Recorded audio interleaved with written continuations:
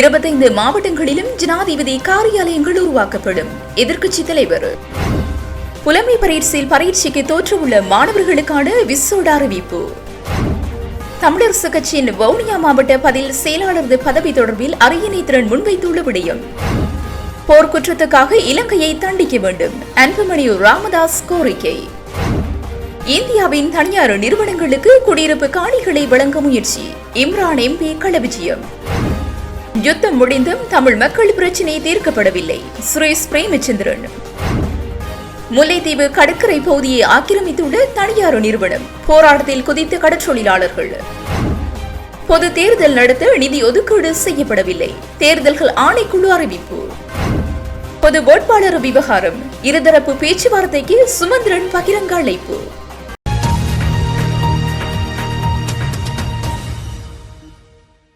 தாம் ஜனாதிபதியாக நியமிக்கப்பட்டதும் 25 மாவட்டங்களிலும் ஜனாதிபதி காரியாலயங்கள் உருவாக்கப்படும் என ஐக்கிய மக்கள் சக்தியின் தலைவர் சஜித் பிரேமதாஸ் தெரிவித்துள்ளார்.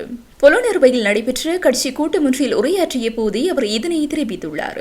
பிரதான ஜனாதிபதி செயலகத்தின் உப காரியாலயங்கள் மாவட்ட ரீதியில் நிறுவப்பட்டு மக்களுக்கு சேவை வழங்கப்படும் என அவர் உறுதியளித்துள்ளார்.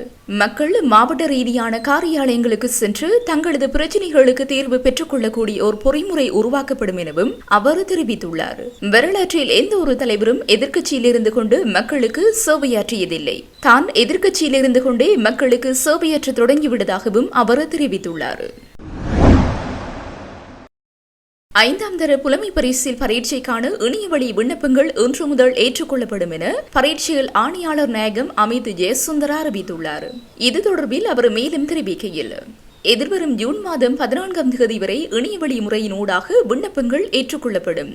ஜூன் 14ஆம் தேதி நள்ளிரவு 12 மணிக்கு பிறகு இணையவழி விண்ணப்பம் நிறுத்தப்படும். விண்ணப்பங்களை ஏற்கும் இறுதி திகதி எக்காரணம் கொண்டும் நீட்டிக்கப்பட மாட்டாது. அரசு பாடசாலைகள் அல்லது அரசால் அங்கீகரிக்கப்பட்ட பாடசாலைகளில் 5ஆம் வகுப்பில் கல்வி கற்கும் மாணவர்கள் மட்டுமே புலமை பரிசில் தேர்வில் பங்கேற்க முடியும் என அவர் தெரிவித்துள்ளார்.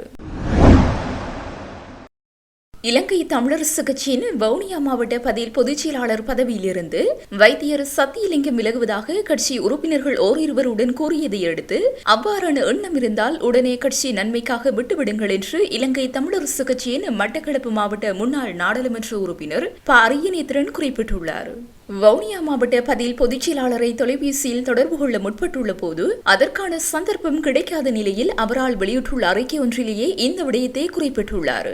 மேலும் குறிப்பிடுகையில், நான் கேள்விப்பட்டேன், நீங்கள் சில மனவேதனை மற்றும் வேலைப்பளு காரணமாக கட்சி பதில் பொதுச் செயலாளர் பதவியிலிருந்து விலகுவதாக நமது கட்சி உறுப்பினர்கள் ஓரிருவருடன் கூறியதாக அறிந்துள்ளேன். அப்படியான எண்ணம் இருந்தால் அந்த எண்ணத்தை உடனே கட்சி நன்மைக்காக விட்டுவிடுங்கள். தற்போது எமது கட்சி வழக்கிலிருந்து விடுபட்டு 17வது தேசிய மாநாடு எப்போது இடம்பெறுமோ அதுவரை நீங்கள் பதில் பொதுச் செயலாளராக கடமை புரிவதே நல்லது. பிரதேசவாசம் இருக்கக்கூடாது என அதை முறியடிக்கவே மட்டக்களப்பில் பொதுச் செயலாளர் பதவி தரப்பட வேண்டும் என கடந்த 27ஆம் தேதி மத்திய குழுவில் ஞா. ஸ்ரீநேசனின் பெயரை நான் முன்மொழிந்தேன். அதை கூட சுமந்திரன் அணி குறுகிய மனப்பாங்குடன் பிரதேசவாசத்துடன் நயவஞ்சமாக நிராகரித்தனர் என்பது உங்களுக்கு சொல்ல வேண்டியதில்லை.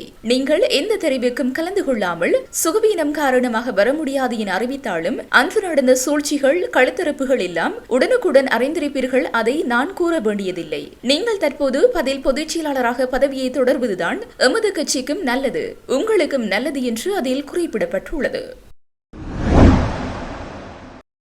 திருகோணமலை முத்துநகர் பிரதேசத்தில் உள்ள விவசாய காணிகளை இந்தியாவின் சில தனியார் நிறுவனங்களுக்கு குத்தகைக்கு வழங்கும் பிரச்சினை தொடர்பில் தீர்வு காண நாடாளுமன்ற உறுப்பினர் இம்ரான் மக்ரூப் களவிஜயம் மேற்கொண்டு பொதுமக்களுடன் கலந்துரையாடியுள்ளார். திருகோணமலை முத்துநகர பிரதேசத்தில் பல தசாப்தங்களாக பொதுமக்கள் குடியிருந்து வரும் 100க்கும் மேற்பட்ட ஏக்கர் குடியிருப்பு மற்றும் விவசாய காணிகளை இந்தியாவின் சில தனியார் நிறுவனங்களுக்கு குத்தகைக்கு வழங்கும் நோக்குடன் அக்காணிகளில் வசித்து வரும் மக்களை அப்பகுதியில் இருந்து உடனடியாக வெளியேறுமாறு இலங்கை துறைமுக அதிகார சபை அறிவித்துள்ளது. இதனையடுத்து அங்கு எழுந்துள்ள பதற்ற நிலை தொடர்பாக ஆராயும் நோக்கில் ஐக்கிய மக்கள் சக்தியின் நாடாளுமன்ற உறுப்பினர் இம்ரான் மக்ரூப் குறித்த பகுதிக்கு நேற்று சென்று குறித்த பிரதேச மக்களுடன் இது தொடர்பாக கலந்துரையாடியுள்ளார். தெரிவித்துள்ளார். இந்த பகுதியில் பல தசாப்தங்களாக மக்கள் குடியிருந்து விவசாய நடவடிக்கைகளில் ஈடுபட்டு வரும் நிலையில் இந்த காணிகளில் 1984 ஆண்டு வர்த்தமானி மூலம் துறைமுக அதிகார சபைக்கு சொந்தமானவை என அறிவிக்கப்பட்டமையை தொடர்ந்தே இந்த பிரச்சினை தோற்றம் பெற்றுள்ளது.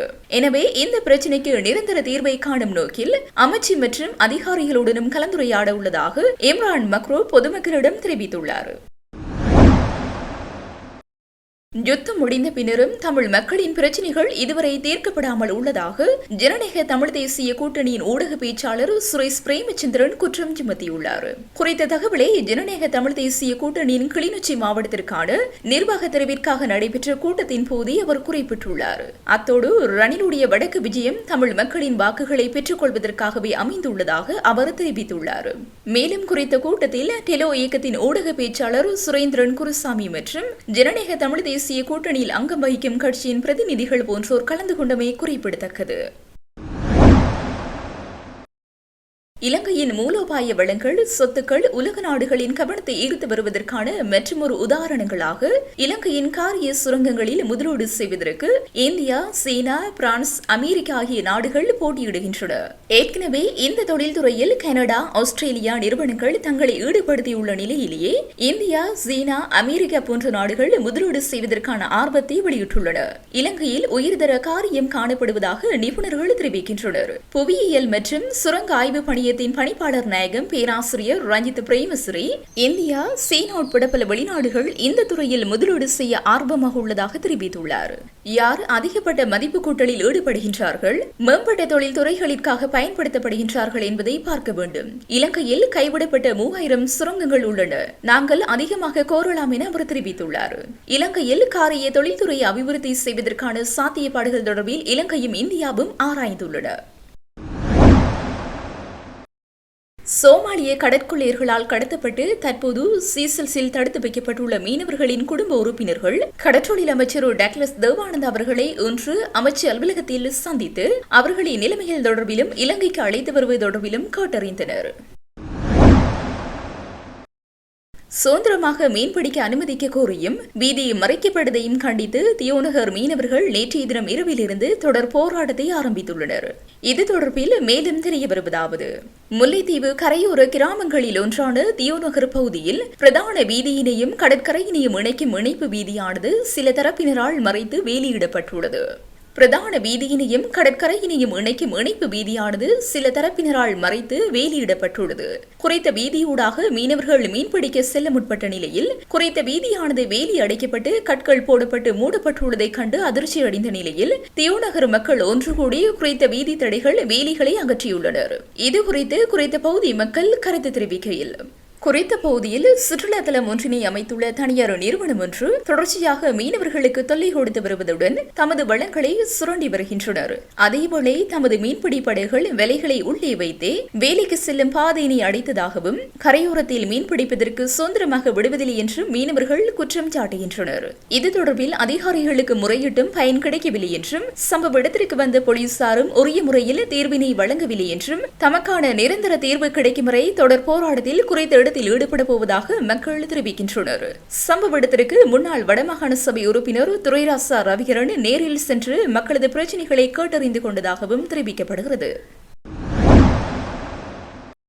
பொது வேட்பாளர் விவகாரத்தில் 2 விதமான கருத்துக்கள் தற்போது பகிரப்பட்டு வருவதனால் இரு தரப்புகளும் பொதுவெளியில் அமர்ந்து இது தொடர்பான ஆரோக்கியமான கலந்துரையாடலில் ஈடுபட வேண்டும் எனவும் இதற்காக ஜூன் 9ஆம் தேதி கலந்துரையாடல் ஒன்று ஏற்பாடு செய்யப்பட்டுள்ளதாக பாராளுமன்ற உறுப்பினர் சுமந்திரன் தெரிவித்துள்ளார். கடந்த சில நாட்களுக்கு முன்னதாக யாழ்ப்பாணத்திலே ஒரு சந்திப்பை நான் மேற்கொண்டிருந்தேன்.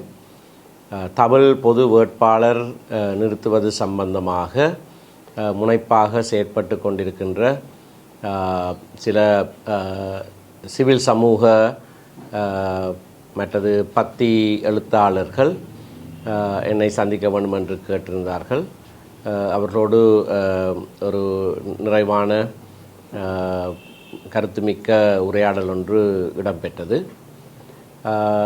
நான் இந்த யோசனைக்கு மாறாக தெரிவித்த கருத்துக்கள் சம்பந்தமாக அதனுடைய காரணங்களை அவர்களுக்கு நான் எடுத்துச் சொல்லியிருந்தேன். அவர்களும் இந்த சூழ்நிலையிலே இப்படியான ஒரு முன்னெடுப்பு செய்வதற்கான தங்களுடைய காரணங்களை எனக்கு எடுத்து சொல்லியிருந்தார்கள். கூட்டத்தின் இறுதியிலே இந்த விடயம் சம்பந்தமாக நாங்கள் பொது வழியிலே பகிரங்கமாக ஆரோக்கியமான முறையிலே கருத்து பரிமாற்றம் செய்வது நல்லது என்று என்னுடைய யோசனையை அவர்களிடத்திலே நான் சொன்னபோது அவர்களும் அதனை முழு மனதோடு ஏற்றுக்கொண்டார்கள். சென்ற வாரம் அல்லது நேற்றைய தினம் அப்படியானதொரு கூட்டத்தை ஒழுங்கு செய்வதாக நான் முதல் நினைத்திருந்தாலும் கூட சில பல காரணங்களினாலே அது பிற்போடப்பட்டிருக்கிறது. இப்பொழுது வருகிற மாதம் ஜூன் மாதம் 9ஆம் தேதி ஞாயிற்றுக்கிழமை பின்னேரம் ஒரு பாரிய அளவிலான கூட்டம் ஒன்று இருதரப்பு நியாயங்களையும் ஆரோக்கியமான முறையிலே கருத்துக்களை பரிமாறுகிற வகையிலே செய்வதற்கு நான் ஒழுங்கு செய்திருக்கிறேன். இரு தரப்பிலே இருந்தும் சிலரை அந்த கூட்டத்திலே தங்களுடைய கருத்துக்களை முன்வைக்குமாறு அழைப்பும் விடுத்திருக்கிறேன். அப்படியான ஒரு உரையாடல் நடைபெறுவது நல்லது. ஏனென்றால் பொதுமக்களுக்கும் இதனுடைய சாதக பாதகங்களை அறிந்து கொள்ளக்கூடியதாக இருக்கும். மக்களுடைய மனதிலே எப்படியான சிந்தனைகள் இதை குறித்து இருக்கிறது என்பதையும் நாங்களும் ஒரு அளவுகோலிட்டு அறியக்கூடியதாக இருக்கும். ஆகவே ஒருவரை ஒருவர் தாக்கி பேசாமல் இதற்கு பின்னணியில் இது இருக்கிறது, அதற்கு பின்னணியில் அது இருக்கிறது என்ற இந்த பின்னணி கதைகளை எல்லாம் விடுத்து சரியான விதத்திலே ஒரு கருத்து பரிமாற்றம் செய்வது நல்லது. அதற்கான ஒரு சூழலை நாங்கள் உருவாக்குகிறோம். தயகூர்ந்து அனைவரும் அந்த ஒரு ஆரோக்கியமான கருத்து பரிமாற்ற சூழலை பேணுமாறு மிகவும் அன்போடு அனைவரையும் கேட்டுக்கொள்கிறேன். இப்படியான விடயங்களிலே நாங்கள் எடுக்கிற தீர்மானங்கள் மக்கள் சார்ந்ததாக இருக்க வேண்டும். அதிலே மக்களுடைய பங்களிப்பும் இருக்க வேண்டும். ஆகவே இந்த விடயத்தை நாங்கள் ஒரு முன்னுதாரணமாக வைத்து ஒரு ஜனநாயக வழியிலே எப்படியாக கருத்துக்களுக்கு மதிப்பளித்து ஒருவரொருவர் வெளிப்படைத்தன்மையோடு பேச முடியும் என்பதையும் நாங்கள் இதன் மூலம் வெளிப்படுத்த முடியும். ஆகையினாலே வருகிற மாதம் ஜூன் மாதம் 9ஆம் தேதி ஞாயிற்றுக்கிழமை பின்னேரம் இப்படியான ஒரு சந்திப்பு இடம்பெறும் என்பதை முதல்லே அறிவித்துக் கொள்ள விரும்புகிறேன். போர் குற்றத்துக்காக இலங்கையை தண்டிக்க வேண்டும் என்று இந்திய மத்திய அரசிடம் பாட்டாளி மக்கள் கட்சியின் தலைவர் அன்புமணி ராமதாஸ் வலியுறுத்தியுள்ளார். பாலஸ்தீனியர்களுக்கு எதிரான இனப்படுகொலை தொடர்பில் சர்வதேச நீதிமன்றங்களில் விசாரணை வேண்டும் என்று கோரப்படுகிறது. இதேபோன்று இலங்கை விடயத்திலும் மத்திய அரசு நடவடிக்கை எடுக்க வேண்டும் என்று அவர் வலியுறுத்தியுள்ளார். மனித உரிமைகளை போதிக்கும் அமெரிக்கா, இந்தியா உள்ளிட்ட நாடுகள் இலங்கையின் இனப்படுகொலை குறித்து மௌனமாக உள்ளன. இலங்கையில் 15 ஆண்டுகளின் முன்னர் 1.5 லட்சம் தமிழர்கள் கொல்லப்பட்டனர். எனினும் போர் குற்றங்களில் ஈடுபட்டவர்கள் கடந்த 15 ஆண்டுகளாக குற்றவாளிகள் சுதந்திரமாக நடந்து வருகின்றனர் என்றும் அன்புமணி ராமதாஸ் குற்றம் சுமத்தியுள்ளார்.